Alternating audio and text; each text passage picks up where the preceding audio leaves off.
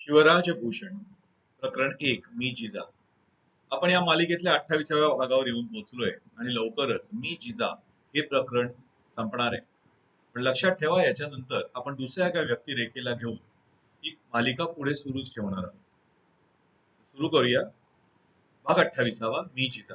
लेखक कवी भूषण, सादरीकरण डॉक्टर भूषण शांत. एक दिवस अशीच सकवार बरोबर बाहेर फिरत होते तर तानाजी येताना दिसला. सोबत शेलार मामा सूर्याजी होतेच. मुद्रा आऊसाहेब. अरे वा तानाजी, काय खबर? आऊसाहेब, लेकाचं रायबाचं लगीन काढलंय. तुम्हाला आवतण द्यायला आलो तो. चला, राजे सदरेवर असतील तिथेच जाऊ. सारे सदरेवर होते, आम्ही तिथे पोहोचलो. राजे, तानाजी रायबाच्या लग्नाचं बोलावणं करायला आलाय. बोलत बोलतच मी सदरेवर शिरले. नेहमीप्रमाणे राजे मला बघताच ताबडतोब उठून उभे राहिले नाही. काहीतरी विचारात दिसले. काय झालं राजे, कसला विचार करताय? आम्ही विचारलं. राजे म्हणाले, मोगलांची तह तर मोडला आहे भाऊसाहेब. आता मोगलांना दिलेले किल्ले परत घ्यायला सुरुवात करायला हरकत नाही. सुरुवात कुठून करायची याचा विचार चाललाय. माझ्या डोक्यात एकदम खिडगी पडली. रोज सकाळी उगवत्या सूर्याला नमस्कार करायची माझी सवय. पण रोज सौधावर गेलं की डोळ्यात खुपायचा तो कोंढाण्यावरचा मोगली हिरवा ध्वज. दर दिवशी सकाळी आठवण व्हायची की राजांना शरणागती पत्करावी लागली होती. रोज सकाळी स्मरण व्हायचं राज्याचा 2/3 भाग मोगलांनी गेला होता. दररोज त्या कोंढाण्याला बघताना आमच्या काळजात एक कळ उठायचीच. या राजे, मी दाखवते सुरुवात कुठून करायची ते. एवढं बोलून मी पुढे झाले. माझ्या मागून सगळे झाले. सौधावर जाऊन मी कोंढाण्याकडे बोट दाखवलं. बघा राजे, सुरुवात कुठून करायची ते, मी म्हटलं. म्हटलं खरं, पण राजे म्हणाले, मासाहेब, मोगलांनी काळजी काट्यानं राखलेला कोंढाणा घेणं एवढं सोपं नाही. त्यावर कडवा राजपूत किल्लेदार उदयभान राठोड आहे. 1200 कझाकी राजपूत त्याच्या दिमतीला आहे. हा गड घ्यायचा तर तेवढाच मोठा धोका पत्करावा लागेल. म्हणून आम्ही अजून कोंढाण्याबाबत स्वस्त आहोत. पुढं कोणीही काही बोलायच्या आत तानाजी पुढे आला आणि त्यानं राजांचे पाय शिवले. काय तान्या? राजांनी विचारलं. आजवर तुम्हापास काही कधी मागितला नाही, आज एक देशीला. तानाजी विचारता जरा. अरे बोल ना, तुला काय हवंय? राजे म्हणाले. हा एवढा कोंढाणा मला द्या, दुसरं काय बिनग. म्हणजे अरे ठीक आहे, पण आता नको, आधी रायबाच्या लग्नाचं बघ, मग विचार करू. ते नाही जमायचं राज. आधी लगीन कोंढाण्याचं, मगच माझ्या रायबाचं. खणखणीत जबाब आला. साहेबांना आजपासून 10 दिवसाच्या आत कोंढाण्यावर भगवा फडकवून धावतो का नाही बघा. बोलला आणि पाय शिवून तानाजी निघून गेला.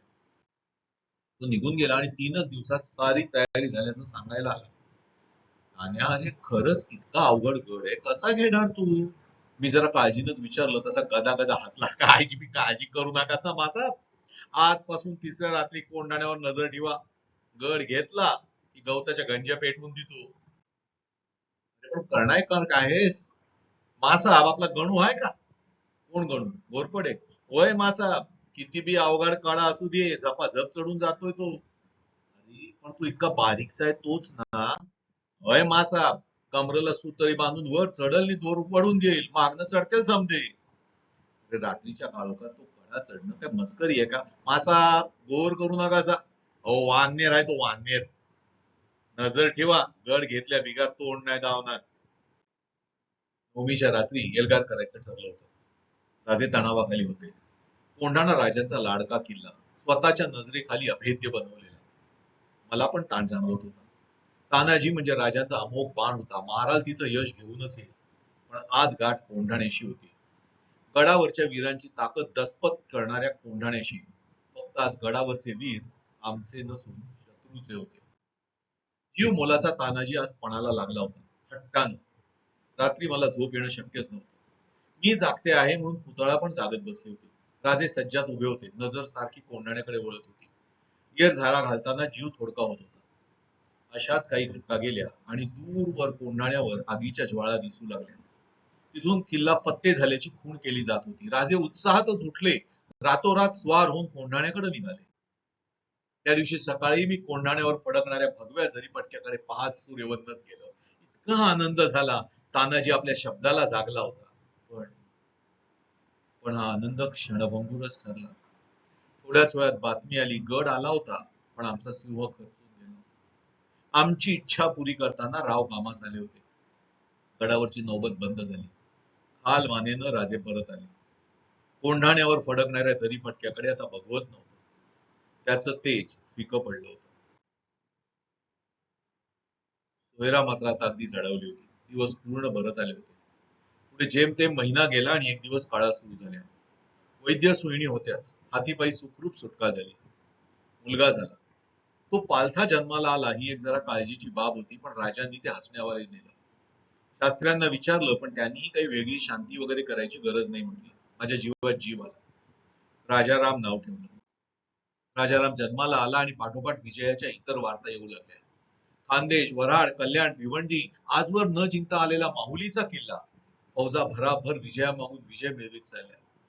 मुघल शहाजादा मुअज्जम आणि दिलेर खान हात चोळीत बसण्या पलीकडे काहीही करू शकत नव्हते. दाऊद खान तेवढा चालून आला, पण त्याला सामोरे न जाता राजांनी अहमदनगर, जुन्नर, परिंडा हा भाग लुटला. शक्यतो लढाई टाळून लूट तेवढी मिळवायची हा खाक्या राजांनी सध्या अवलंबला होता. त्यामुळे फौजेची हानी कमीत कमी होऊन संपत्ती मात्र अमाप मिळायची. कारभाराचा पसारा वाढतच चालला होता. पूर्वी राजांच्या फौजा विजय मिळवायच्या आणि पुढे जायच्या, मागचं राखणं फारसं नव्हतं. पण आता मात्र जिंकलेल्या भागाचा लगेच बंदोबस्त केला जात होता. सर्व भाग जागता ठेवला जात होता. मी त्याला म्हटलं सुद्धा, अरे शिवा, अरे आधीच केलं असतं तर अफजलच्या वेळी जिंकलेला मुलूक नंतर हातचा केला नसता. तो हसला आणि म्हणाला, मासाहेब, तेच आम्ही आता शिकलोय. म्हणूनच हा बंदोबस्त ठेवतोय. प्रत्येक गडाकडे राखीव फौज ठेवलेली असायची. जे गड किल्ले स्वराज्याच्या सीमेवर होते त्यांच्याकडे दुप्पट असायची. कुठलंही दारू कोठा रिकामा नसे. गडाचे अंबारखाने, गंजीखाने भरलेले असायचे. कुठलाही गड त्याच्या खालच्या वस्तीला सहज आश्रय देऊ शकायचा. फिरते गस्त करीत साऱ्या मुलखात फिरत असायचे. जवळच्या किल्ल्याच्या खालच्या चौकीवर रोज हजेरी द्यायचे. 7 तोफा ही शत्रूच्या आगमनाची खूण ठरली. कोणत्याही किल्ल्यावरून ही खूण झाली तर ताबडतोब जवळपासचे किल्ले जागरूक होत. रात्रीच्या वेळी तटांवरून मशालींच्या खुणा केल्या जात. एका किल्ल्यावरून खूण नजरेत आली की दुसरा किल्ला तशीच खूण उलट बाजूच्या तटावरून करे. वेगानं खबर पुढे पोहोचे. राखीव फौज या किल्ल्याकडे रवाना होईल. गस्तकऱ्यांना काही अधिक आगळं आढळून आलं तरी हाच मार्ग अवलंबला जाईल. मुलखातली वतनदारी बंद केली होती. पण पाटील, कुलकर्णी यांना रोखीत वेतन दिलं जाईल. ते त्यांनी ठरवून दिलेल्या ठिकाणी स्वतः जाऊन घेऊन यायचं असा नियम घातला. परस्पर वसुली आणि त्यातून होणारे गैरप्रकार यातून बंद झाले. गावोगाव ब्राह्मणांना, साधू पुरुषांना, मशिदी, दर्ग्यांना दिलेली वतनं होती ती सुद्धा रद्द केली. त्याच्याऐवजी रोख रक्कम त्यांना त्यांच्या ठिकाणी नेऊन द्यायची वर्षासनाची पद्धत चालू केली. चिंचवडच्या देवांनी सुरुवातीला याबद्दल खळखळ केली. त्यांना वतनच हवं होतं. पण याबद्दल राजे घट्ट राहिले. देवांना निक्षून विचारलं, गोसाव्याला वतनाचा मोह कशाला हवा? मग देव मार्गावर आले. सर्वात उत्तम काही केलं असेल तर तो सारा पद्धतीत केलेला बदल. सरकारी अधिकारी आणि गावचे प्रतिष्ठित यांनी प्रत्येकाच्या जमिनीला भेट देऊन तिची वर्गवारी करायची. त्यानुसार सारा आकारायचा. आलेल्या पिकाचे 5 हिस्से करून त्यातले 2 सरकारात जमा करायचे. 3 पिकवणाऱ्याला घ्यायचे. कोणाला बैलजोडी, अवजारं, बियाणं हवं असेल तर सरकारातून मिळायचं. तेही 4 वर्षात परतीच्या बोलीवर. कधी मळण्या आटोपण्याच्या आधी स्वारीवर जावं लागलं तर गडावरच्या अंबारखान्यातून घर चालवण्यासाठी धान्य दिलं जाईल. तर दुष्काळ पडला किंवा दुश्मनानं पीक जाया केलं तर सरकारातून भरपाई दिली जाईल. किंवा नेहमीच म्हणायचं, आपल्या भरवशावर हे जगत असतात. त्यांच्या रक्षणाला आपण कमी पडलो तर त्याची भरपाई पण आपणच करायला हवी. त्याचं हे बोलणं एकदम दुरुस्त होतं. गरज पडल्यास साऱ्यातूनही सूट मिळेल. यामुळे शेतकरी सुखावला. जर प्रजा आनंदात तर राज्य आनंदात. उगीच नाही समर्थ रामदासांनी स्वतः पत्र पाठवून राजांचं कौतुक केलं. फौजेची पण बांधणी केली. त्याची गंमतच झाली. काही हजारी सरदारांना इतरांपेक्षा जास्त चंदी चारा लागायचा. आनंदरावांच्या 5,000 लागणारा शिदा हा प्रतापरावांच्या 5,000पेक्षा वेगळा कसा होईल? नीट तपासणी केल्यावर लक्षात आलं की सैनिकांची संख्या दोन्ही फौजात सारखी नव्हती. तसंच एका तुकडीत किती स्वार हे देखील कमी जास्त होतं. कुठे एका नायकाखाली 10 माणसं तर कुठे 40-50 सुद्धा. त्यातला प्रमुख कोण हे पण नक्की नसायचं. यात एकसूत्रीपणा गरजेचा होता. म्हणून मग फौजेची पण रचना केली.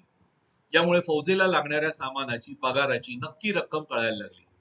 तसंच बेगमी करायची झाली तर किती धान्य लागेल, किती चारा, रोजमुर्याची रक्कम सारं काही पक्क होत गेलं. फौजेत अनागोंदी असली तर मोठी फौज सुद्धा बलहीन ठरू शकते. नुसती मोठी सैनिकांची संख्या विजय मिळवू शकत नाही. शिस्त, बांधणी. म्होरक्या जर जखमी झाला किंवा पडला तर कोणाची आज्ञा पाळायची याचं सैनिकांना असलेलं ज्ञान अतिशय महत्वाचं ठरतं. आदिलशाही आणि मोगल फौजांवर तुलनेनं छोट्या आणि कमी साधनं असलेल्या मावळी फौजा अनेक वेळा विजयी ठरल्या त्या यामुळेच. बऱ्याच वेळा लोक विचारत, अफजल खानाला राजांनी एकीकडे घेऊन मारलं हे ठीक, पण अफजल खानाच्या एवढ्या मोठ्या सैन्याचा पराभव राजांनी कसा केला? याला मुख्य कारण तीन. पहिलं म्हणजे अफजल खान मारला जाईल यावर मुळात त्याच्या सैन्यानं कधी विचारही केला नव्हता. आश्चर्याचा जो धक्का त्याच्या सैन्याला बसला त्यातून ते सावरू शकले नाही. दुसरं कारण म्हणजे शिस्तीचा अभाव. पुढारी पडला तर त्याच्या जागी कोण उभा राहणार याची जाणीव नसल्यानं जी अनागोंदी माजली, त्यामुळे छोट्या सैन्याला पण आदिलशाही फौज तोंड देऊ शकली नाही. आणि तिसरं आणि सर्वात महत्वाचं कारण म्हणजे खानाच्या सैन्यात असलेले बिन लढाऊ लोक किंवा बुडगे. या बुडग्यांनी पळापळ करून आणि विनाकारण घबराट पसरवून खानाच्या सैन्याचं खच्चीकरण करून टाकलं. मोगली आणि आदिलशाही फौजेत बुडग्यांचा म्हणजे प्रत्यक्ष न लढणाऱ्या लोकांचा खूपच मोठा भरणा असायचा. अफजल खानाच्या फौजेबरोबर तर हिऱ्या मोत्याचे व्यापारी सुद्धा आलेले होते. या लोकांचं फौजेत काय काम? उलट यांच्यामुळे फौजेच्या हालचाली मंदावत.